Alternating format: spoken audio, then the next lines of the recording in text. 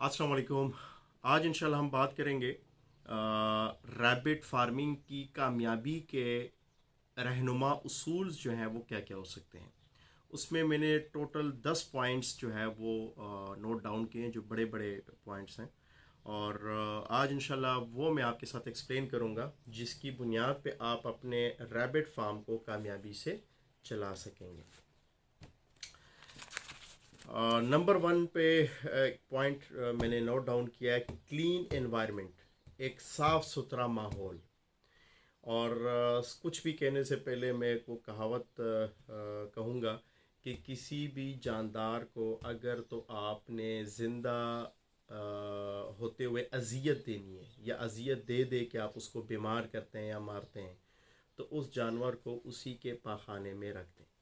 मतलब कि सफाई जो है ये हर जानदार पसंद करता है, चाहे वो बेज़ुबान है या इंसान है या कोई भी छोटे बड़े परिंदे हैं, लाइफ स्टॉक है, माइक्रो लाइफ स्टॉक है। सारे के सारे फार्मिंग में सब बुनियादी चीज़ जो है वो डेली रूटीन के हिसाब से सफाई होती है। अगर तो सफाई नहीं होगी तो ये एक बहुत बड़ा एक ऐसा पॉइंट है, एक ऐसी बड़ी खामी है जिसकी वजह से आपके जो भी जानदार हैं आपके पास, हम चूँकि फार्मिंग रैबिट फार्मिंग की बात कर रहे हैं, तो रैबिट आपके जो है वो खुश नहीं होंगे। रैबिट साफ़ सुथरी जगह को पसंद करता है और उसी हिसाब से फिर वो अपनी बॉडी की भी ग्रूमिंग करता रहता है। तो क्लीन एनवायरनमेंट जो है ये इंतहाई नागज़ीर है एक कामयाब फार्मिंग के लिए। नंबर दो, रूटीन जो है वो आपका ऐसा होना चाहिए कि वो एक ही रूटीन बनाएं। जैसे कि हम राउंड 24 आवर हम चारा जात इसके पास रखते हैं, जो इनके लिए एक अच्छी हॉबी भी है और रैबिट को न्यूट्रिशन भी मिल जाते हैं और रैबिट की इनडाइजेस्टिबिलिटी कभी भी फेस नहीं करते हम, चूँकि चाराजात में क्रूड फाइबर की मिकदार इतनी ज़्यादा होती है कि रैबिट का डाइजेस्टिव सिस्टम बहुत हेल्दी होता है। तो रूटीन जो है ये बहुत ज़्यादा वेरी करता है। और एक अच्छा रूटीन ये होगा कि आप राउंड 24 आवर इसके साथ चाराजात रखें। चाराजात कोई भी हो सकते हैं, अगर आपके पास लूसन है, बरसीम है, रोड ग्रास है, सुपर मंबासा है, कोई और चारा है, जंगली चारा जात हैं, कोई फ़र्क नहीं पड़ता। उसमें ये बहस हो सकती है कि कौन सा चारा ज़्यादा फ़ायदा देगा, कौन सा चारा कम फ़ायदा देगा, वरना तो ऐसा चारा नहीं है जो कि इसको नुकसान दे सके अनटिल के उस चारा जात पे किसी तरह का कोई स्प्रे ना हुआ हो या उसमें कोई टॉक्सिन डेवलप ना हुआ हो या उसमें कोई और गंदगी वगैरह ना हो। तो चाराजात जो है वो 24 घंटे इनके पास, और ऐसा रूटीन बनाएं कि आपको पता चले कि भाई इस टाइम तक इन्होंने इतना चारा ख़त्म कर देना है, जो आपके लिए भी आसान हो और रैबिट का एक रूटीन जो है उससे डेवलप हो सके। दूसरा, जो कंसनट्रेट्स हैं, तो कंसनट्रेट्स हमेशा हम रात के टाइम देते हैं। कंसनट्रेट्स एक तो उसकी तासीर थोड़ी गर्म होती है, बल्कि हर वो खुराक जिसकी न्यूट्रिशनल वैल्यूज़ बहुत ज़्यादा रिच होगी उसकी तासीर गर्म होगी।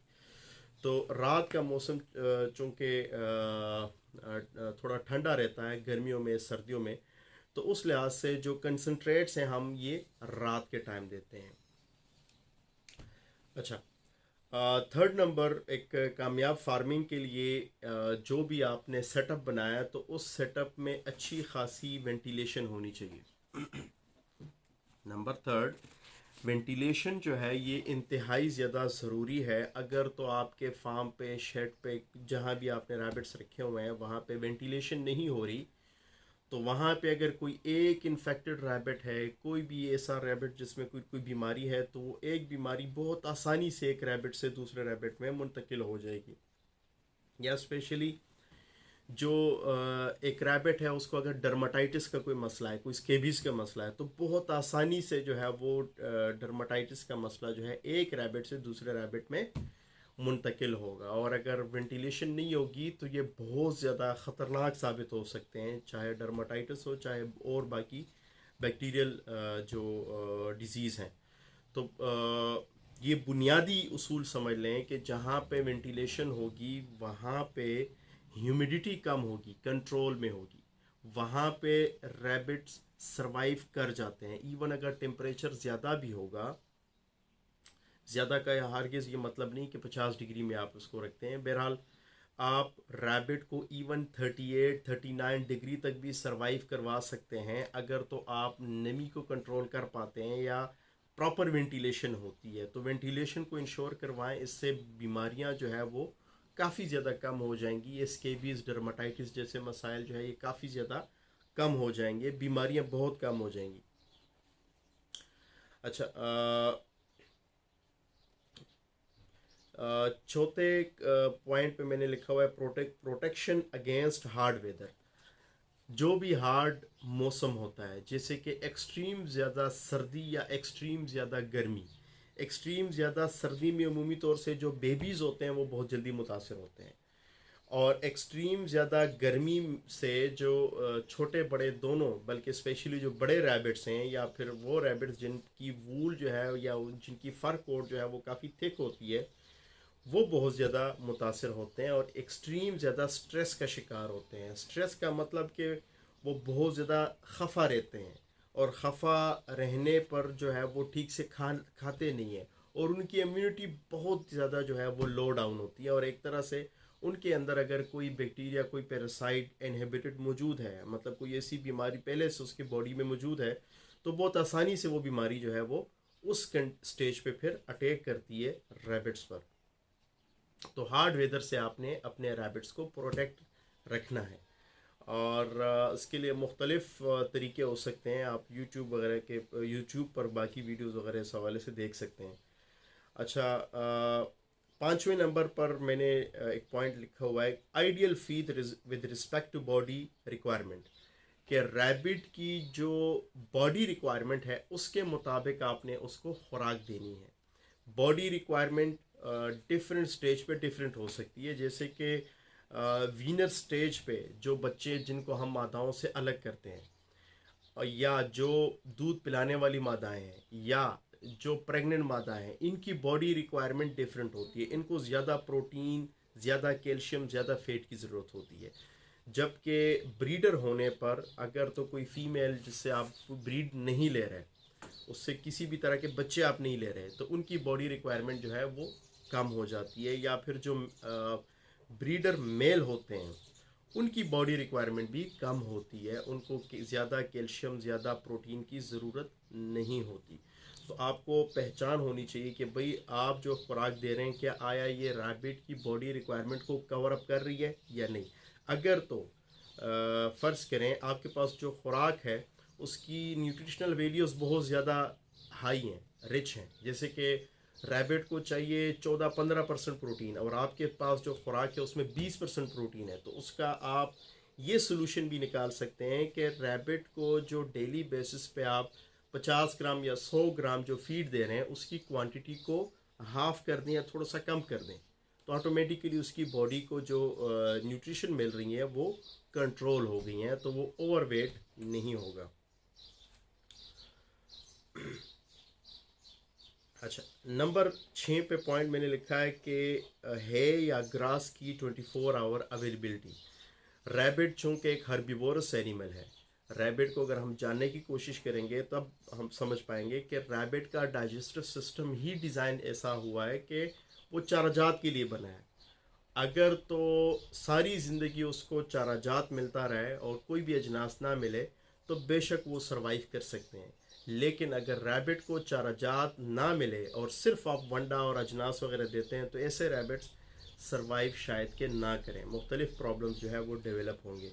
तो 24 घंटे इनके पास जो है चाराजात जो है वो अवेलेबल होने चाहिए, और चाराजात भी साफ़ सुथरे हों, कोई टॉक्सिन वगैरह उसमें डेवलप ना हुआ हो, कोई भी उसमें बाकी इश्यूज़ वगैरह ना हो। और कोशिश करें कि चाराजात में भी उन चाराजात का इंतखाब करें जिनकी जो न्यूट्रिशनल वैल्यूज़ हैं वो रैबिट को पैचअप करें, रैबिट की बॉडी रिक्वायरमेंट को पूरा कर सके। अच्छा, 7वें नंबर पे एक पॉइंट मैंने लिखा है, कंफर्टेबल फ्लोर ऑफ केज।